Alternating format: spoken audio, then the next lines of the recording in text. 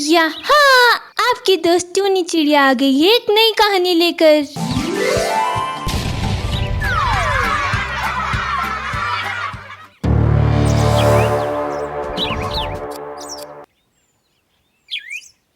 अत्याचारी बहू। ये कहानी एक सुंदर से जंगल की है जहाँ पर एक रिंकी और शाम नाम का चिड़िया का जोड़ा रहा करता था। शाम चिड़िया की अच्छी नौकरी थी और वो अच्छे रुपए कमाता था, इसीलिए उसने एक बिजनेस भी शुरू कर लिया था। धीरे धीरे समय बीतता गया और उनका बेटा गोलू चिड़ा जवान हो गया। देखो बेटा गोलू, अब तुम बड़े हो गए हो, अब तुम्हें कोई अच्छी सी नौकरी करनी चाहिए ताकि हम भी तुम्हारी शादी करके अपने कर्तव्य से मुक्त हो सके। हाँ क्या पापा, आप हर समय मेरे पीछे पड़े रहते हैं। अरे हमारे घर में इतना पैसा है, आपकी इतनी अच्छी नौकरी है और हमारा बिजनेस भी तो कितना अच्छा चल रहा है, तो फिर मुझे नौकरी करने की क्या जरूरत है। अरे बेटा तुम ऐसा क्यों सोचते हो, हमारा बिजनेस तो अच्छा चल ही रहा है, लेकिन मेरी नौकरी हमेशा तो नहीं रहेगी ना एक दिन तो मुझे नौकरी से रिटायरमेंट लेकर घर में बैठना ही पड़ेगा। तब ये घर कैसे चलेगा। अब भाई उसके लिए तो तुम्हें एक अच्छी सी नौकरी जरूर करनी चाहिए। हाँ पिता शाम की बातों को गोलू ज्यादा गंभीरता से नहीं सुनता है और उनको टाल देता है। जाने दीजिए ना, अगर हमारे बेटे की नौकरी करने में रुचि नहीं है तो आप क्यों उसे बार बार कहते हैं। आप अपना बिजनेस का काम उसे क्यों नहीं सिखा देते। एक बार वो व्यापार के गुण सीख जाएगा तो फिर हम उसकी शादी करके एक अच्छी सी बहू घर ले आएंगे। अपनी पत्नी की बात सुनकर शाम चिड़ा बुझे मन से अपने बेटे गोलू को अपना बिजनेस सिखाने लगता है। कुछ दिन बाद गोलू की शादी एक सुंदर सी सौम्या नाम की चिड़िया से करा दी जाती है और वो चिड़िया बहू बनकर उनके घर आ जाती है। माताजी पिताजी, आप दोनों मेरे लिए सास ससुर नहीं, मेरे माता पिता के समान हैं। मैं आप दोनों की हमेशा अपने माता पिता के समान ही देखभाल करूंगी। बहू सौम्या के मुंह से ऐसी बातें सुनकर दोनों पति पत्नी बेहद खुश हो जाते हैं और अपनी किस्मत पर बहुत घमंड करने लगते हैं। शुरू में तो सब कुछ बहुत अच्छा रहता है, पर सौम्या घर के सारे काम बहुत अच्छे से करती है और अपने सास ससुर की भी बहुत सेवा करती है, जिससे वो दोनों बहू से बहुत खुश हो जाते हैं। सुनिए जी, हमारी तो किस्मत ही खुल गई जो हमें इतनी प्यारी बहू मिली है। मैं सोच रही हूँ कि अपने सारे गहने बहू सौम्या को उपहार में दे दूं। आखिर मेरे बाद वो गहने बहू के ही तो हैं।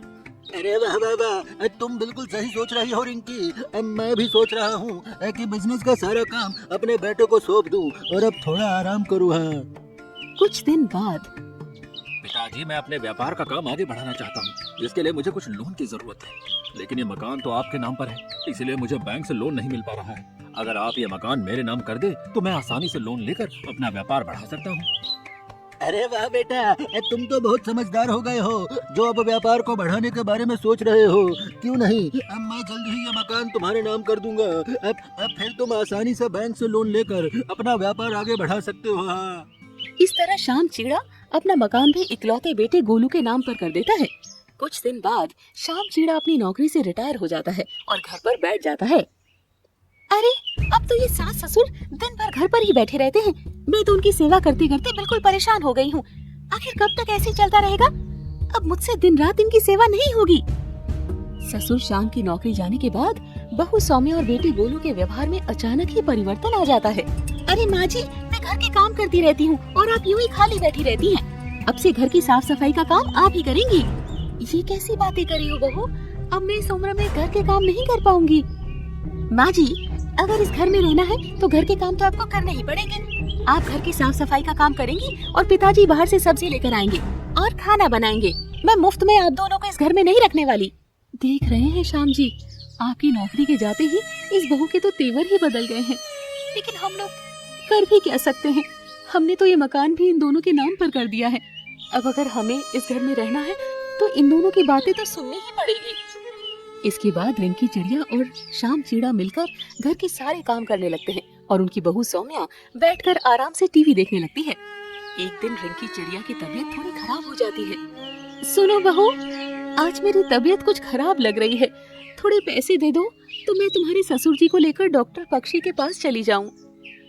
देखिए माँ जी, अब आपकी उम्र बढ़ रही है, आप रोज रोज बीमार रहेंगी तो मैं आपको रोज डॉक्टर के पास ले जाने के लिए पैसे नहीं दे पाऊंगी। कुछ नहीं हुआ है आपको, बढ़ती उम्र में ऐसा होता ही है। बहू के मुंह से ऐसी बातें सुनकर रिंकी चिड़िया को बहुत दुख पहुंचता है।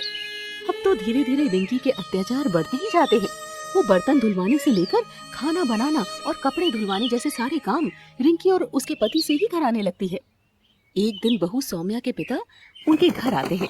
फिर दरवाजे तक पहुंचते हैं, तभी अनजाने में सास रिंकी अपने पति से कहती है, हमने अपने बेटे गोलू और बहू सौम्या को समझने में बहुत गलती कर दी। अपना मकान, व्यापार और सारे गहने उन दोनों को देने के बाद अब हमारा इस घर में कुछ भी नहीं बचा है। इसीलिए हमारी बहू अब हमारे ऊपर इतने अत्याचार करती है। मैंने तो उसे बहुत ही सीधी सादी लड़की समझा था, लेकिन वो तो बहुत ही तेज तर्रार निकली। उसने बहुत चतुराई से हमारा सब कुछ हमसे छीन लिया और अब हमें हमारे ही घर में नौकर बना दिया है। रिंकी चिड़िया की बात सुनकर सौम्या के पिता को बहुत धक्का लगता है। बेटा सौम्या, जैसा व्यवहार आज तुम अपने सास ससुर के साथ कर रही हो ना, अगर ऐसा तुम्हारे भाई भाभी मेरे साथ करे तो तुम्हें कैसा लगेगा? अगर तुम्हारी भाभी भी तुम्हारी माँ से धोखे से सारे रुपया गहने और घर छीन कर उनसे नौकरों जैसा बर्ताव करे, तब तुम्हें समझ में आएगा कि तकलीफ क्या होती है। अरे तुम्हारी जैसी लड़की मेरी संतान हो ही नहीं सकती। अब से तुम्हारा मेरा कोई संबंध नहीं है। मुझे माफ कर दीजिए पिताजी, धन के लालच में मैं अंधी हो गई थी। अब से मैं ऐसी गलती नहीं करूंगी और अपने सास ससुर को अपने माता पिता की तरह ही सम्मान दूंगी। इसके बाद बहू रिंकी सुधर जाती है और वे सभी खुशी खुशी रहने लगते हैं।